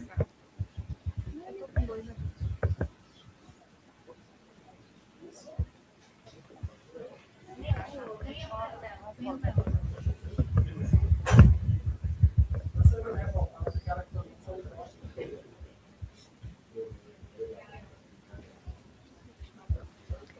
Chegamos ao momento mais aguardado desta tarde.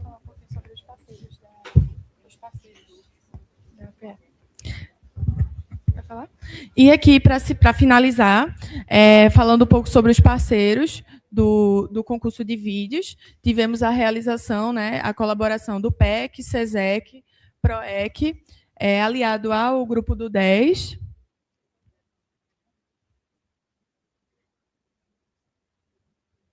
E também a colaboração fortemente atuante do Confea, oferecendo brindes através da nossa queridíssima organizadora Adriana. Então, gostaríamos de deixar o agradecimento a todos.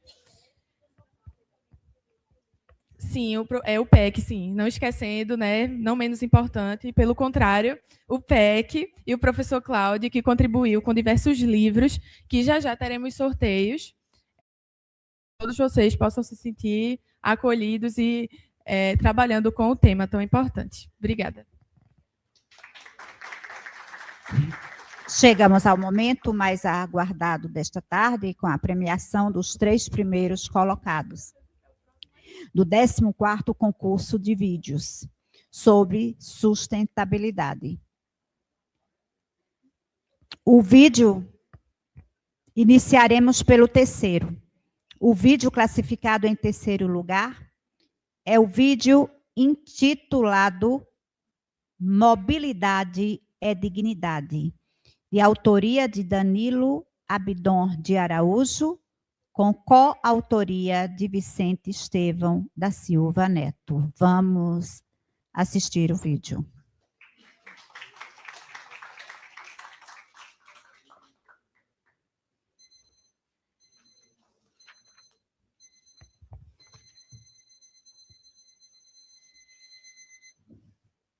Todos os dias, milhares de pessoas acordam antes do amanhecer no Recife. Não porque querem, é porque chegar no destino se tornou parte do desafio diário. Para grande parte da população, o transporte público é a única alternativa de deslocamento, mas a realidade encontrada diariamente é marcada por longas esperas, congestionamentos e ônibus superlotados. Em horários de pico, passageiros enfrentam veículos lotados, calor excessivo, ruídos constantes e deslocamentos cansativos. Muitas pessoas passam horas do dia dentro do sistema de transporte urbano, e o problema vai muito além do desconforto. Tempo perdido no trânsito significa menos tempo com a família, menos descanso e menos qualidade de vida. A mobilidade urbana impacta diretamente ao acesso ao trabalho, à educação, à saúde e às oportunidades dentro da cidade. Quando o transporte falha, a desigualdade aumenta, porque quem mais depende do transporte coletivo geralmente é também quem possui menos alternativas de deslocamento. Essas problemáticas estão diretamente relacionadas aos Objetivos de Desenvolvimento Sustentável da Organização das Nações Unidas, sendo mais específico o ODS 11, cidades e comunidades sustentáveis devem cidades mais inclusivas, acessíveis e sustentáveis. A meta 11.2 busca garantir sistemas de transporte seguros, acessíveis e eficientes para toda a população. O problema é a ODS 10, redução das desigualdades. Afinal, dificuldades de mobilidade limitam o acesso da população aos serviços urbanos e ampliam desigualdades sociais e econômicas. Além disso, existe uma forte relação com o ODS 9, indústria, inovação e infraestrutura, porque a qualidade da infraestrutura urbana influencia diretamente a eficiência do transporte público e o funcionamento da cidade. Mas, afinal, por que a superlotação continua crescendo mesmo com o aumento da frota em horários de pico? Na engenharia de transportes, esse problema está relacionado à saturação das vias urbanas. Mesmo com mais ônibus circulando, o sistema continua perdendo eficiência, porque os ônibus permanecem presos no mesmo congestionamento dos veículos particulares. Hoje, grande parte do espaço urbano ainda prioriza o transporte individual. Isso reduz a velocidade do transporte coletivo, aumenta os atrasos e contribui diretamente para a superlotação. Os impactos não são apenas sociais. O excesso de congestionamento também aumenta o consumo de combustível, a emissão de poluentes e os impactos ambientais causados pelo trânsito urbano. Por isso, mobilidade sustentável não significa apenas colocar mais ônibus nas ruas. Significa planejar cidades mais eficientes e mais urbanas. Diversas cidades ao redor do mundo demonstraram que soluções como corredores exclusivos, prioridade semafórica, reorganização das vias e integração entre modais tornam o transporte coletivo mais rápido, eficiente e atrativo. Quando o transporte público recebe prioridade, toda a cidade funciona melhor. O trânsito reduz, o deslocamento se torna mais eficiente e a qualidade de vida da população melhora. Mobilidade urbana não é apenas deslocamento, é acesso, é oportunidade, é inclusão, é sustentabilidade e, acima de tudo, é dignidade. Construir cidades sustentáveis.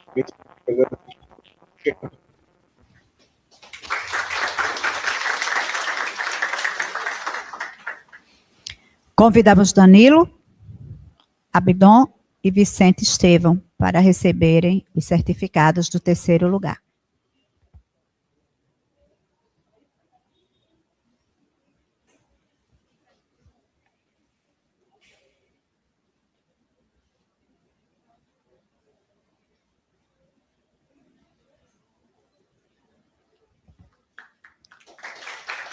Passamos agora o vídeo, né, classificado em segundo lugar. O vídeo em segundo lugar é o vídeo intitulado Engenharia, onde o acesso encontra a humanidade, de autoria de Giovana Flora Guimarães.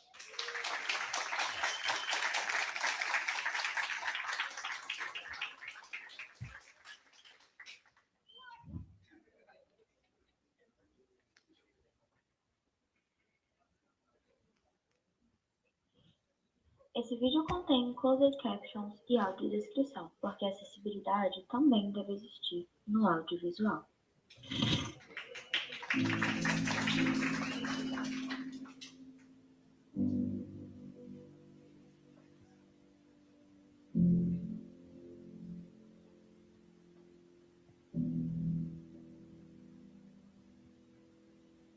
A verdadeira inclusão começa quando ninguém precisa pedir para ser considerado. Todos os dias atravessamos os mesmos caminhos, abrimos portas, entramos em salas, sem perceber que aquilo que é simples para alguns pode ser bem difícil para outros. Porque quando o espaço não acolhe, ele exclui.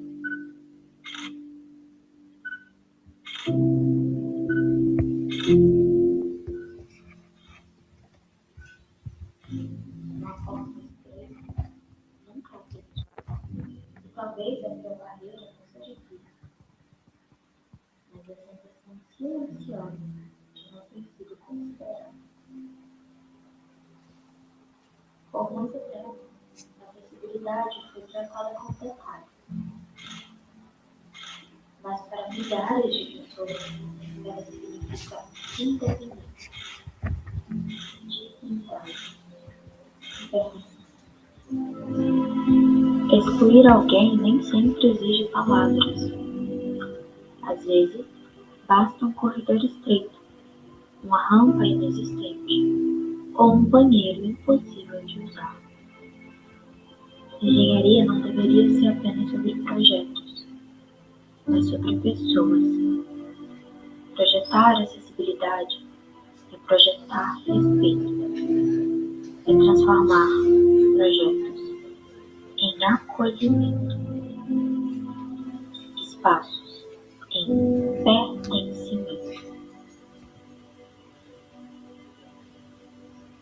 Ninguém deveria precisar lutar para simplesmente participar. Porque quando o acesso existe, a humanidade aparece. Porque acessibilidade não é favor. É direito. O que machuca não é apenas a limitação, é perceber que os espaços não foram pensados para você. Engenharia, onde o acesso encontra a humanidade.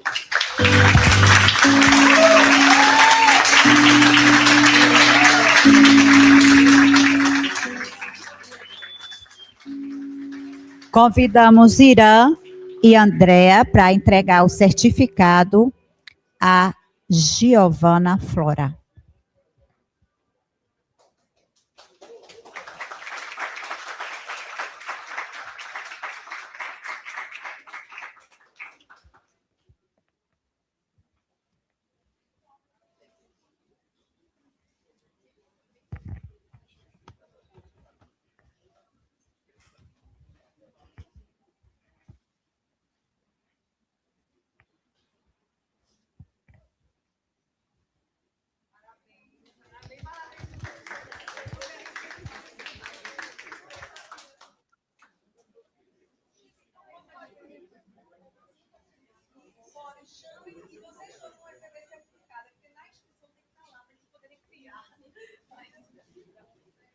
Esses professores merecem medalha, viu? Depois vocês peçam o certificado do nome de todo mundo. Eu acho que você ficou na autorização.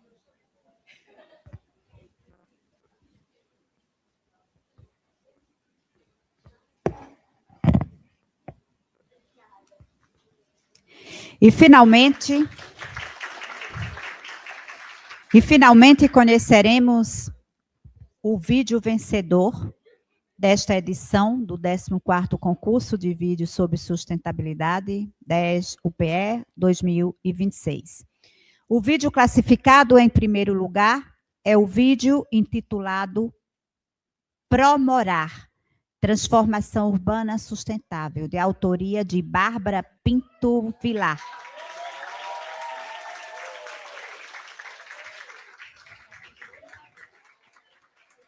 Vamos agora assistir o vídeo.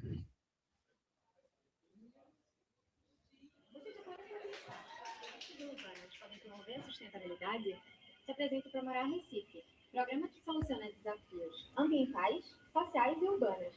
Recife é a capital brasileira mais baixa em relação ao nível do mar e uma das cidades mais impactadas pelas mudanças climáticas do mundo. Além disso, possui mais de 40 comunidades com carência de infraestrutura básica, como saneamento e drenagem, combinando assim desigualdade social e predisposição a riscos ambientais. Foi nesse contexto que surgiu o Promorar Recife, programa promovido pela Prefeitura e financiado pela BID, que apoia a população residente em áreas de vulnerabilidade e busca adaptar a cidade aos eventos climáticos extremos. Para isso, estão sendo implementadas soluções de macrodrenagem como reservatórios, diques, comportas e parques alagáveis, soluções para melhorias das condições de habitabilidade como implantação de saneamento básico, esgotamento sanitário, pavimentação, além de contenções para encostas. Nesse sentido, o conceito de sustentabilidade vem sendo aplicado desde a elaboração dos projetos até a execução das obras. O programa faz uso de ferramentas de simulação que apoiam a análise de projetos, ventilação natural, exposição solar, aproveitamento de luz natural, ruído e potencial de geração de energia fotovoltaica. Isso significa que, antes mesmo da construção iniciar, é possível prever impactos ambientais e ajustar o projeto para reduzir danos e otimizar recursos. Ainda em relação aos projetos, é realizado um estudo acerca do carbono incorporado, permitindo os principais impactos e apoiar decisões futuras voltadas à descarbonização. No programa, além do controle ambiental das obras, é elaborado o PGAS e AIAS. Na avaliação de impacto ambiental AIAS, são elaborados o diagnóstico da área, a identificação dos impactos ambientais e as medidas mitigadoras. Já no PVAS, são elaborados todos os programas que precisam ser implementados e executados ao longo do projeto, da construção, até a entrega da obra do projeto e do equipamento. Esses documentos garantem que as obras e os projetos atendam às premissas ambientais e legais e, assim, tenham todos os preceitos da sustentabilidade atendidos. Em relação ao enfrentamento aos riscos climáticos, o programa com o intuito de apoiar na prevenção de inundações e deslizamentos de encostas, contribuindo para a proteção das comunidades e a redução de danos materiais e humanos. O programa também elabora o PER, a fim de garantir às famílias reassentadas melhorias nas condições de vida e uma moradia digna. No Promorar, a regularização fundiária também está em pauta, visando legalizar a posse de imóveis com a emissão de títulos de propriedade aos moradores. São várias as ações sociais aplicadas pelo programa com o intuito de melhorar as condições de vida e reduzir a desigualdade da população. Mas podemos focar na metodologia participativa. A metodologia participativa do Promorar consiste em um ciclo de participação social que vai desde a aproximação e diagnóstico da comunidade até a gestão compartilhada das intervenções que são executadas pelo programa.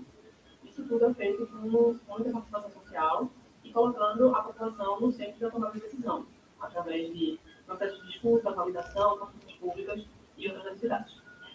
O programa contribui para uma cidade mais resiliente, justa e adaptada às mudanças climáticas e propõe uma transformação na forma de construção de um espaço urbano.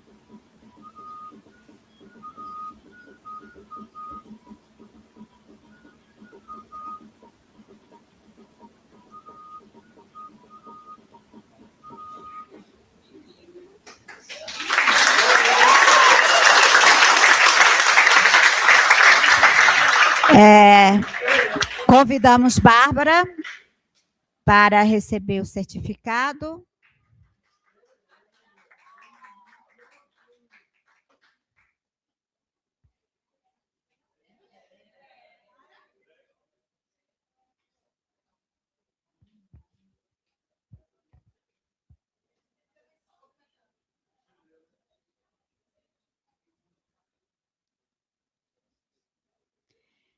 Parabenizamos calorosamente os 3 primeiros colocados e todos os participantes desta edição, né? Convidamos os 3 últimos colocados para tirar uma foto. Os 3 primeiros colocados para tirar foto.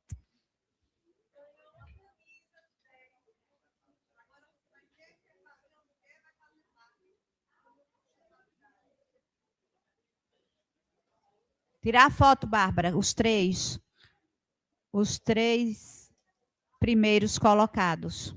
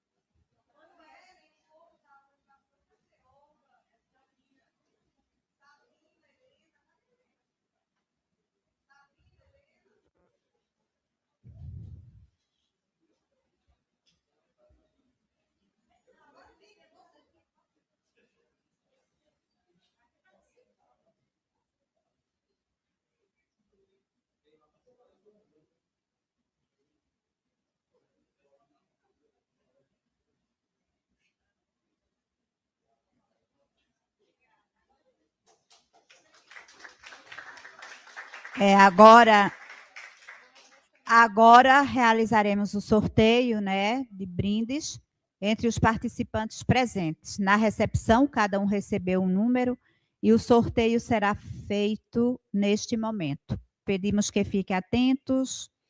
Quando o número for chamado, o contemplado deverá se dirigir à frente para receber o seu brinde. Eu nem recebi, nem peguei.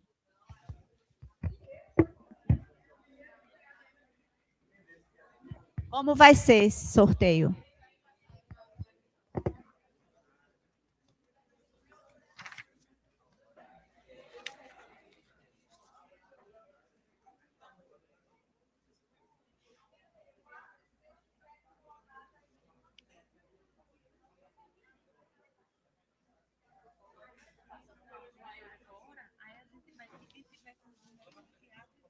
Pronto, eu acho que eu terminei, né? A Emília vai finalizar.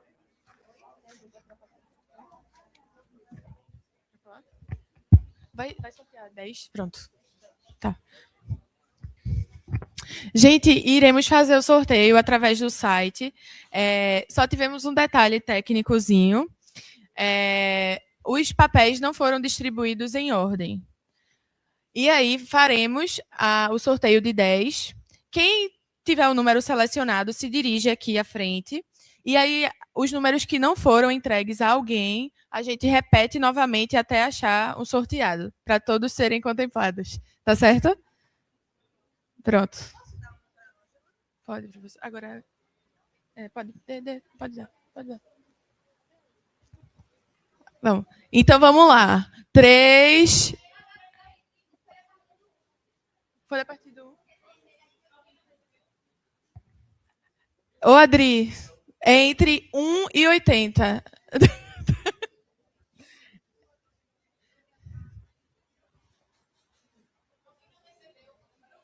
Alguém não recebeu o número? Todos receberam, né? Vamos lá? Podemos soltar a contagem regressiva?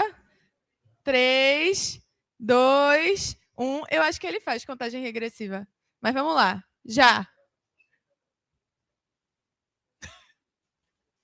Número 6. Vem aqui à frente, por gentileza. 23, 63.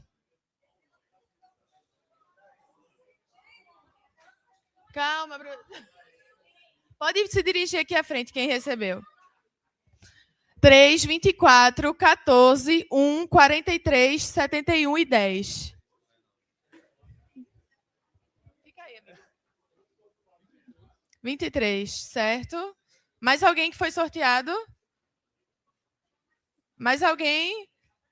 Mais 6 sorteados. Enquanto isso, eu vou entregando. Parabéns! Deixa eu te dar um abraço, né? Eu entreguei. Só um momento.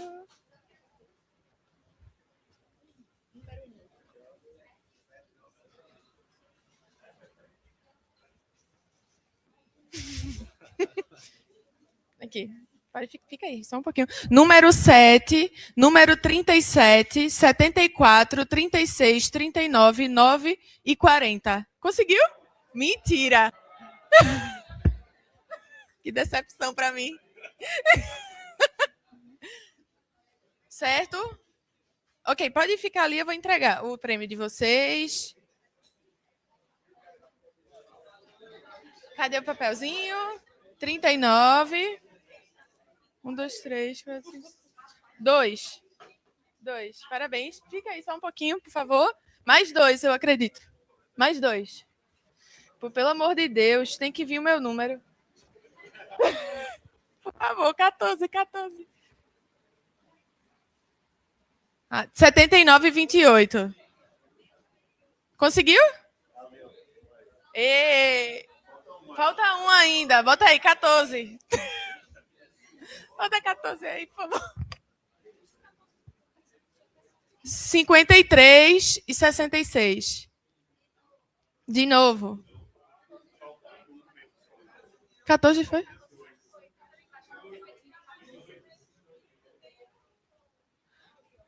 Não, peraí, calma. Não repetindo. 6, 23, é de todo mundo. 14 sai!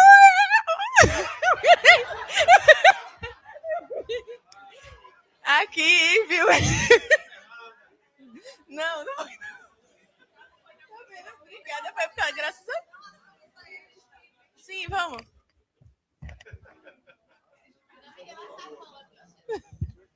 Ei, não. Hã? Cadê que eu tô falando?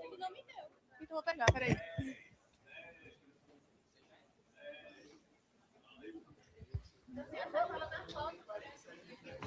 Deixa eu pegar. Não,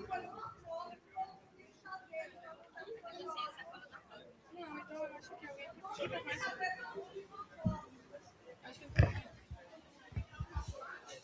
Gente, professora Emília, quer dar uma palavrinha para encerrar? Cadê professora Emília? Temos um gostosíssimo hora para todo mundo aproveitar. Esse ano foi o que eu mais paguei nesse coffee, viu? É a minha despedida de coffee break. Uma foto com todo mundo e o chaveiro na mão para mostrar para o professor George, por favor. Quem não pegou o chaveiro, pegue seu chaveiro e venha. E depois aproveitem um coffee break. Conseguiu! Yeah! Amém. Não vale a pena roubar. Roubar não vale a pena.